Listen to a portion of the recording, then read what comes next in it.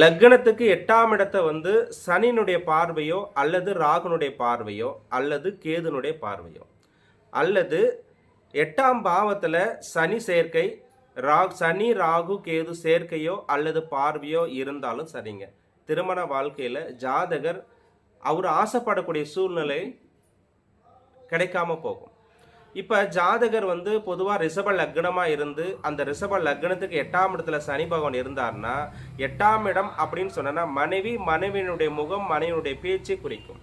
அப்போ ஜாதகர் வந்து ரிஷப லக்னத்துக்காரங்க வந்து ஆசை இருப்பாங்க, இப்படி இருக்கணும் அப்படி இருக்கணும், அவங்களா ஒரு கோட்பாடை வகுத்துப்பாங்க. ஆனால் 7ஆம் இடம் 8ஆம் இடம் சனியினுடைய தொடர்பு வரும் பொழுது அது மந்தம் ஸ்லோ, அதே போல் வந்து நிறத்தில் வேறுபடும், படிப்பில் வேறுபடும், வசதியில் வேறுபடும். அப்போ ஜாதகர் ஆசைப்படக்கூடிய தருணம் எல்லாமே அதுக்கு ஆப்போசிட்டாக நடக்கும். அப்போ அது ஜாதகர் உணர்ந்து கொள்ள வேண்டும். தனக்கு எவ்வாறு வரக்கூடிய மனைவி எப்படி இருக்கிறாங்க, என்ன சூழ்நிலை இருக்கிறாங்க, ஜாதகத்தை ஆய்வு பண்ணி எடுத்துக்கொள்வது தான் நல்லது. இது பெற்றோர்கள் உணர்ந்து கொள்ள வேண்டும், ஜாதகரும் உணர்ந்து கொள்ள வேண்டும். அப்போ கலத்தர ஸ்தானம் அப்படின்னு சொல்லும் பொழுது சனியினுடைய பார்வை சேர்க்கை, ராகுனுடைய பார்வை சேர்க்கை, இது போன்ற வந்து கலத்தர ஸ்தானத்தை 7 8ஆம் இடத்தில் தொடர்பு கொள்ளும் பொழுது திருமண தடை தாமதம் ஏற்படும்.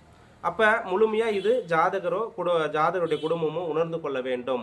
அப்போ அவங்களுடைய ஜாதகத்தை பரிசோதனை பண்ணி அதற்கு தகுந்தால் போல் ஒரு இறை வழிபாடு அல்லது நவகிரக வழிபாடு அல்லது குலதெய்வ வழிபாடு எடுத்துக்கொள்வது அவங்களுடைய அடுத்த ஒரு திருமண வாழ்க்கை வந்து வாழ்ந்து அவங்க அடுத்த லெவலுக்கு போகிறதுக்கான ஒரு வழி பிறக்குங்க. நம்மளுடைய ஜெய் அஸ்ட்ரோ ஆன்மீக சேனலை வந்து லைக் பண்ணுங்கள், ஷேர் பண்ணுங்கள், அதே போல் வந்து சப்ஸ்கிரைப் பண்ணிக்கோங்க. அடுத்தடுத்து உங்களுக்கு வீடியோ வருங்க. நன்றிங்க. வாழ்க வளமுடன். அடுத்த பதிவில் சந்திப்போம்.